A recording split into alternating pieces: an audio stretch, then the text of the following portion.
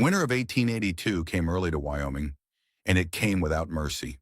Caleb Stone rode his horse through a wall of white snow, driving sideways across the foothills with a fury that seemed personal. The wind cut through his coat like a blade, finding every gap, every weakness. His gray mare, Shadow, pushed forward with the stubborn determination of an animal that knew warmth waited at the end of the trail.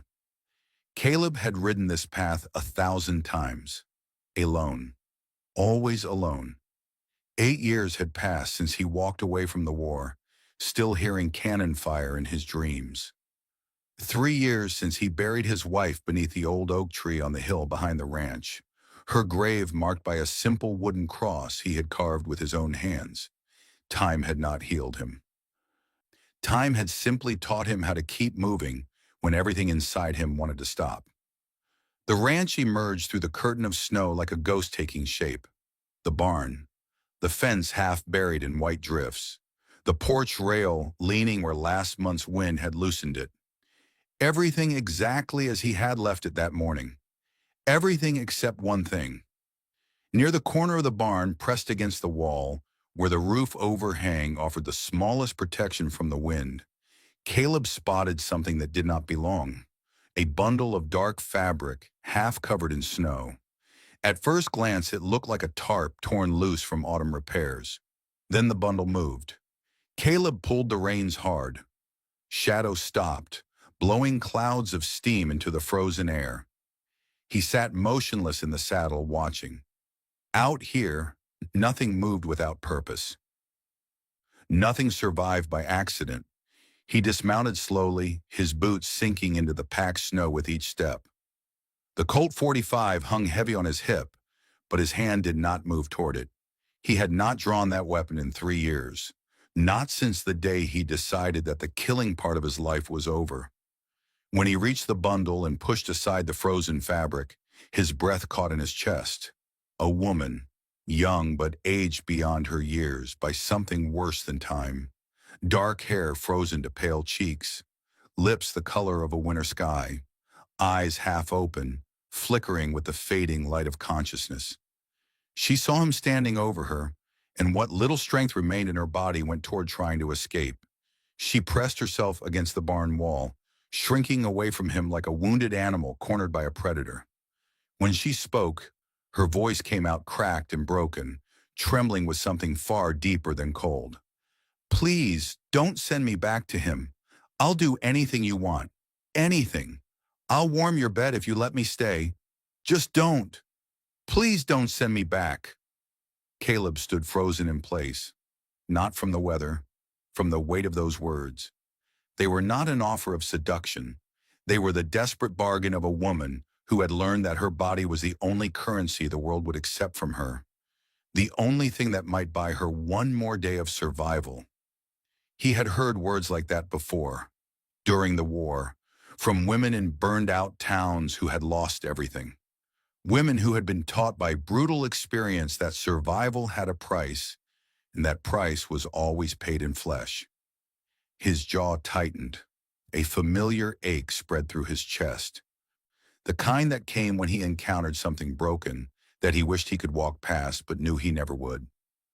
"Who are you running from?" he asked, keeping his voice low and steady, the same tone he used when approaching a horse that had been beaten by cruel hands. "My husband." The words came out in short, desperate gasps. Marcus Holloway. The name landed like a punch to the gut. Marcus Holloway. Even out here, in this forgotten corner of Wyoming, that name carried weight. The gambling king of Colorado. A man who had built his fortune on the weaknesses of others and protected it with hired guns and purchased judges. Stories about him had reached even this remote territory. Stories about business rivals who disappeared without a trace. About a young wife who was never seen outside his mansion walls.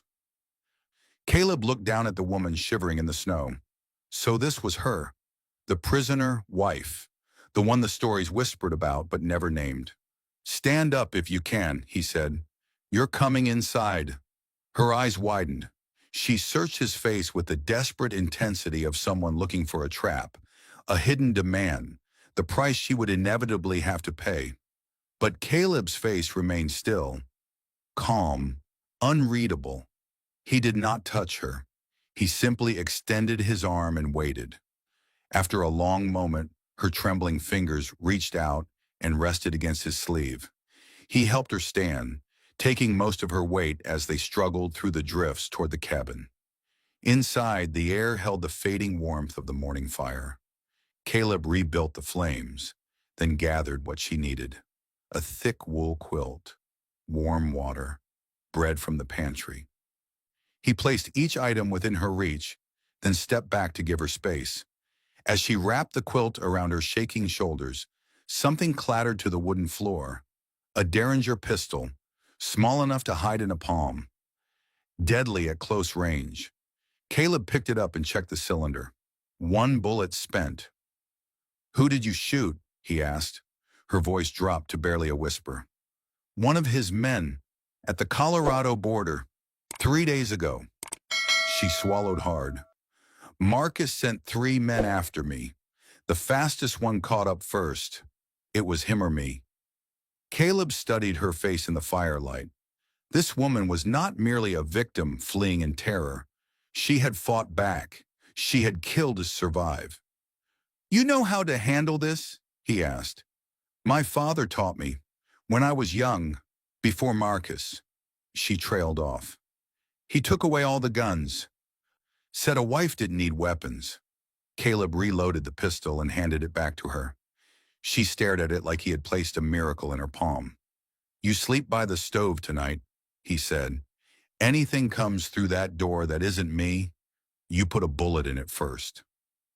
That night, for the first time in 4 years, Vera slept with a gun under her pillow and a door she did not have to fear. 3 days passed like water over stones. Quiet, steady, cleansing. Her name was Vera.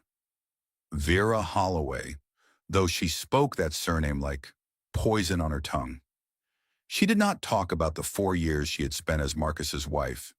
She did not need to. Caleb read the story in the way she flinched when he moved too quickly, in the scars on her wrists hidden beneath long sleeves, in the way she always positioned herself near exits. Some stories told themselves without words. On the 4th morning, Caleb hitched the wagon for a trip to town. "Your toes need looking at," he said. "Frostbite turns bad fast." Stillwater was not much of a town. One main street lined with buildings that had seen better decades. A general store, a saloon, a church with a crooked steeple, and a sheriff's office where Tom Braddock had kept an uneasy peace for 15 years. Doc Whitmore examined Vera's feet in careful silence. "Keep them warm and dry," he said finally. "Another night in that snow, and we'd be talking about amputation." They were loading supplies outside the general store when hoofbeats echoed down the main street. 3 riders appeared at the edge of town. The man in front wore a fine vest and silver watch chain that caught the pale winter sun. His face was clean-shaven. His eyes held nothing resembling human warmth. Marcus Holloway had found her. Behind him rode 2 men with scarred hands and cold faces, professional killers who solved problems with bullets. Marcus had sent 3 such men after Vera. 1 lay dead at the Colorado border. 2 remained. Marcus stopped his horse in the center of the street. "I'm looking for my wife, Vera Holloway. She belongs to me, and I've come to collect what's mine." Vera ducked behind the wagon. Caleb stepped forward, placing himself between her and the riders. Marcus noticed. His lips curled into something that wanted to be a smile. "Caleb Stone, the famous marshal who threw away his badge. They say you killed a dozen men at Gettysburg." He tilted his head. "But that was 20 years ago. What are you now?" "A broken rancher who couldn't save his own wife." Caleb's jaw tightened. "She doesn't want to go with you, Holloway. What she wants doesn't matter. She is my property." Sheriff Tom Braddock emerged from his office, 55 years old, gray hair, tired eyes. "Gentlemen, this is a peaceful town." Marcus turned toward the sheriff. I'll give you until sunset tomorrow to produce my wife. If she doesn't appear, he paused, letting his words carry across the frozen street. Winter fires can be unpredictable. A single spark, and an entire town vanishes overnight. He wheeled his horse and led his men toward the saloon. An hour later, Caleb found Braddock staring at a half-empty whiskey bottle. You heard his threat, Tom. Marcus Holloway owns half the judges in Colorado. He's bought politicians and federal marshals. The sheriff's voice was heavy with exhaustion. What do you want me to do? I've got one deputy and a dozen shopkeepers. He's got professional killers. Then stand aside. Don't get in my way. Braddock looked up and something passed between them, a recognition of two men who had served together in another war, another lifetime. When the shooting starts, Braddock said quietly, you're on your own. That night, Caleb opened the trunk he had not touched in 3 years. The Colt 45 lay inside on a bed of oiled cloth. Beside it, boxes of ammunition and a tarnished silver star that read Deputy U.S. Marshal. Vera watched as he cleaned the weapon with practiced hands. You were more than a rancher, she said softly. I was a lot of things. None of them made me happy. Why did you stop? Caleb paused, the Colt heavy in his hands. Because I was tired of killing, tired of watching men die, even men who deserved it. I thought if I stopped carrying the gun, I could stop being the man who used it. He looked up at her. I was wrong. Some things you can't outrun. He spent the next hour helping her remember what her father had taught. The Winchester rifle was heavier than the Derringer, but her hands found the rhythm. Muscle memory buried under 4 years of fear. If something happens to me, he said, you ride north, into the mountains. Don't look back. I've spent 4 years running. Her jaw set with determination. I'm done. The next morning, Caleb rode toward town at first light. He never made it. A mile from the ranch, a rider burst from a stand of pine trees. One of Marcus's hired guns, sent ahead to scout the trail. The man's hand was already moving toward his holster. Both men drew at the same moment. The morning exploded with gunfire. Caleb's first shot went wide as shadow reared beneath him. The hired gun's bullet tore through the air inches from his skull. Caleb fired again, fighting to control his horse. The second shot missed. The third caught the hired gun in the shoulder, spinning him sideways. The fourth punched through his chest, but not before the man squeezed off one final round. The bullet slammed into Caleb's left shoulder, spinning him halfway around in the saddle. Pain erupted through his body like white lightning. He grabbed the saddle horn with his right hand, fighting to stay mounted as Shadow bolted toward home. 4 shots fired, 2 bullets left in the cylinder. He made it halfway to the ranch before his strength gave out. Vera found him an hour later, face down in reddening snow. She did not scream. She did not panic. She hooked her hands under his arms and dragged him through the drifts, one agonizing foot at a time. 180 pounds of dead weight. Her muscles screamed. Her lungs burned. She did not stop. Inside the cabin, she cut away his blood-soaked shirt, heated a knife in the fire, dug the bullet from his shoulder while he bit down on leather and tried not to pass out from the agony. When it was over, she bandaged the wound with clean cloth and sat beside him through the night, the Winchester across her lap, watching the door. He woke to pale morning light in her exhausted face. You should have run, he said, his voice rough with pain. I told you. Her eyes held his without flinching. I'm done running. She had saved his life. The woman who had arrived begging for shelter was gone. Someone stronger had taken her place. Marcus still has 1 man left, Caleb said. I know. And my arm is useless. I've got 2 bullets. Then we make them count.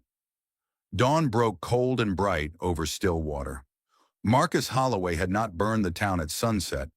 He wanted more than destruction. He wanted to watch Caleb Stone crawl before he died. He wanted Vera to see that no one could protect her from him. Some men needed victory. Marcus needed humiliation. Caleb rode into town with his left arm bound tight against his chest. Every step Shadow took sent fresh waves of pain through his shoulder. He ignored it. Pain was just information. It told you that you were still alive. Vera rode beside him, the Winchester resting across her saddle. The main street stretched before them, empty and silent as a graveyard. Every shutter was closed. Every door was barred. The people of Stillwater had heard what was coming and made the sensible choice to stay out of it. Marcus Holloway stood waiting in front of the saloon. One hired gun stood beside him, hand hovering near his holster. A hard man with dead eyes and no conscience. 3 men had ridden into Stillwater with Marcus. One was dead at the Colorado border. One lay on a frozen trail with Caleb's bullets in him. One remained. Marcus began to clap, slowly, mockingly. The wounded hero arrives. A crippled rancher and a runaway wife. Come to face justice. He laughed, a cold sound that held no humor. This is almost pathetic. Caleb dismounted carefully, biting back a grunt of pain. Last chance, Holloway. Take your man. Ride back to Colorado. Forget she exists. Forget? Marcus's face twisted with sudden rage. She murdered one of my men. She made me look weak. She made me chase her across 2 territories like some common fool. He stepped forward, his empty eyes fixed on Vera. I'm going to take her home, Stone, and I'm going to spend the rest of her short life teaching her what happens to property that doesn't know its place. Vera's hands tightened on the Winchester, but she held her position. She's not property, Caleb said. She's not your wife anymore. She's a free woman who made a choice. The only choice she has is how much pain she wants to endure. Marcus raised his hand. The hired gun drew. 20 years of instinct took over. Caleb's right hand moved faster than conscious thought. Muscle memory compressed into a fraction of a heartbeat. The Colt roared twice. The first shot caught the hired gun in the chest. He staggered backward, disbelief written across his face. The second shot punched through his throat as he tried to raise his weapon. He collapsed into the frozen dirt without firing a single round. 2 shots. The cylinder was empty. Silence crashed down over the street like a physical weight. Marcus stood alone now, his face pale with shock. He had not expected this, had not prepared for the possibility that a wounded man could still move that fast, could still kill that efficiently. Just you and me now, Caleb said, smoke curling from the empty Colt. You want to finish this yourself? Or do you want to walk away with your life? Marcus's eyes darted between Caleb and his fallen man. Fear flickered there, quickly buried beneath decades of cruel pride. All right, he said, raising his hand slowly. You win. I'll leave. I'll forget she exists. You have my word as a gentleman.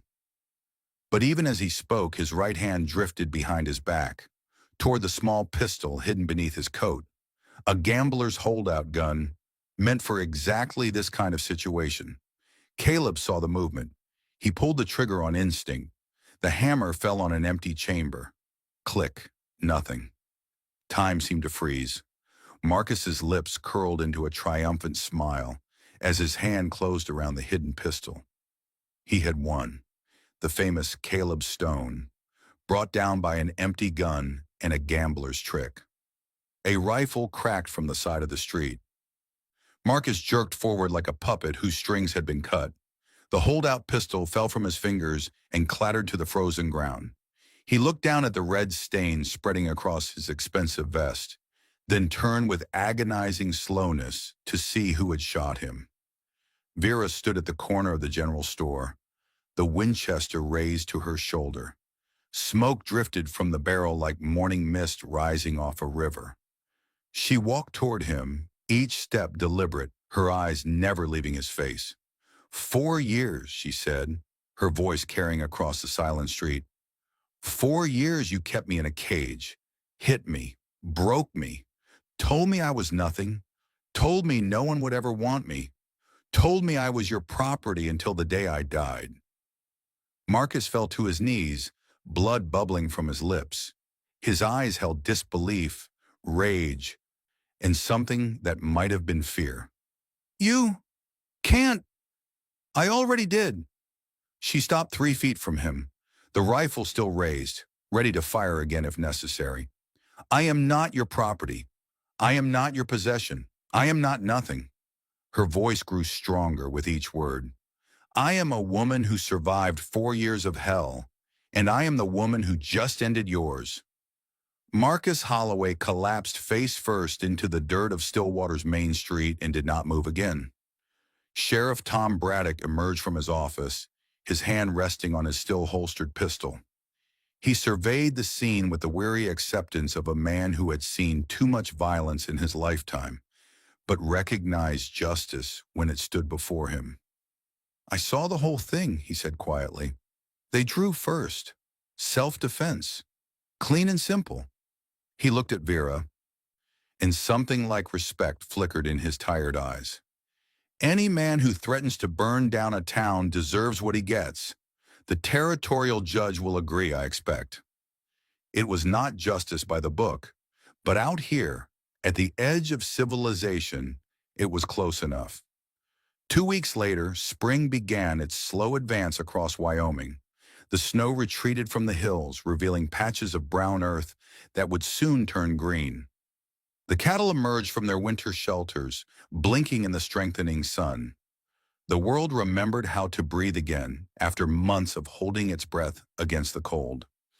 Vera stood on the porch of Caleb's cabin, watching the sunrise paint the mountains in shades of gold and rose. The bruises had faded from her skin. The fear had not vanished entirely, but it no longer controlled her every thought and movement. It sat quieter now, a shadow rather than a prison. Caleb joined her, his left arm still wrapped in a sling that Doc Whitmore insisted he wear for another month.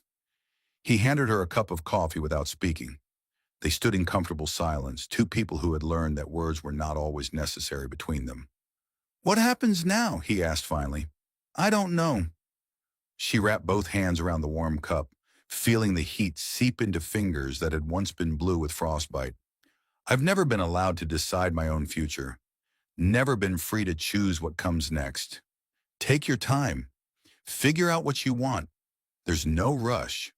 She turned to look at him, not with the desperate gratitude of a rescued victim, not with the fear of a woman waiting for demands, but with something approaching equality.